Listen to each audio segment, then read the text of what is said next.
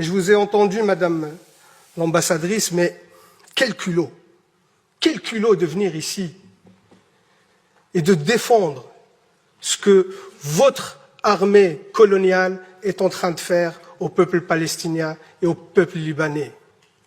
Quel culot de venir justifier vos crimes de guerre et vos crimes contre l'humanité. Où est passée votre humanité, Madame l'ambassadrice, pour venir ici justifier ces atrocités? Parce que vous avez montré des vidéos, vous avez vu ça? C'était au camp de réfugiés de Jabalia. Ce jeune homme qui est ici, ce n'est pas un terroriste. Il est brûlé vif ici. Parce que votre armée a bombardé un camp de réfugiés. Ici, c'est le bombardement d'un hôpital. Un hôpital avec des victimes civiles. Votre armée a tué en quelques mois autant d'enfants que sur les 4 dernières années dans tout conflit confondu par le monde. Et ça, vous venez le justifier. Est-ce que quand vous tirez sur des enfants, quand vous tuez des enfants, des femmes, est-ce que c'est ceux-là qui vous terrorisent? Aujourd'hui, c'est ceux-là que vous appelez des terroristes et que vous luttez contre. Quand vous bombardez le peuple libanais par du phosphore qui est interdit par le droit international, c'est pour lutter contre le terrorisme.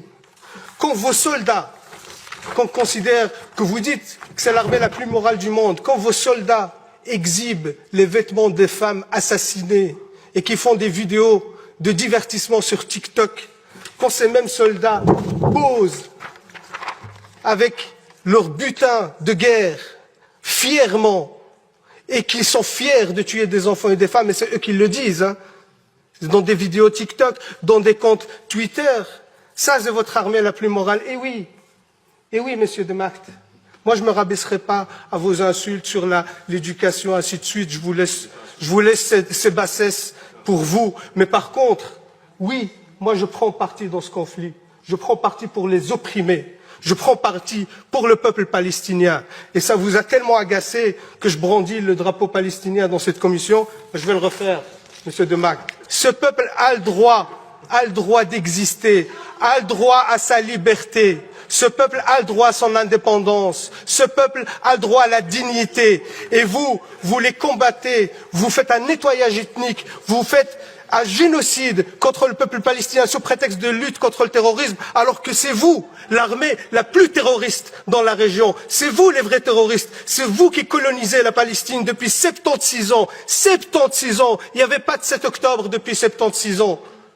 Toutes les résolutions de l'ONU que vous avez violées, vous ne respectez aucun droit international. Vous êtes un État voyou, même au sein de l'Assemblée nationale de l'ONU. Les autres États, ils quittent la salle quand votre Premier ministre, le chef d'un gouvernement d'extrême droite, prend la parole. Les autres États quittent la salle parce que vous êtes devenu un État paria et vous osez encore venir ici nous balancer vos salades pour dire que ce que vous faites est justifié. Comment vous pouvez justifier l'injustifiable? Comment vous pouvez justifier le génocide? Comment vous pouvez justifier les crimes de guerre? C'est inacceptable et inadmissible, Madame l'ambassadrice, de venir ici nous raconter ces salades. C'est inacceptable. Et par respect au peuple palestinien, je leur réitère ici tout mon soutien, et je leur demande de pardonner notre pays qui n'est pas à la hauteur de la situation, parce que jusqu'à aujourd'hui, 0 sanction ont été prises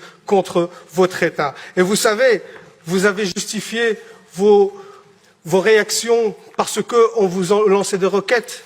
Une autre étude sur les attaques en jaune, les attaques libanaises, en mauve, les attaques israéliennes. Qui est le terroriste de la région? Vous êtes l'État terroriste et vous avez des comptes à rendre. Et c'est une honte aujourd'hui que vous êtes resté encore impuni, qu'il n'y a aucune sanction contre vous. Je termine par là, Madame la Présidente, même s'il y a beaucoup de choses à dire, mais on est limité par le temps, mais je pense que l'essentiel a été dit. Et surtout, ce qui est encore honteux, qu'il y a encore des porte-voix et des porte-paroles dans ce Parlement qui soutiennent cette politique génocidaire, et ça, c'est